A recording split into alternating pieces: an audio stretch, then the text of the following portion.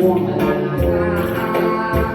lá rơi hương tiền em tay ăn nhiều nhiều ước được làm gần chiều bay về nơi xa đó có bằng đời chừng người chia con dài rồi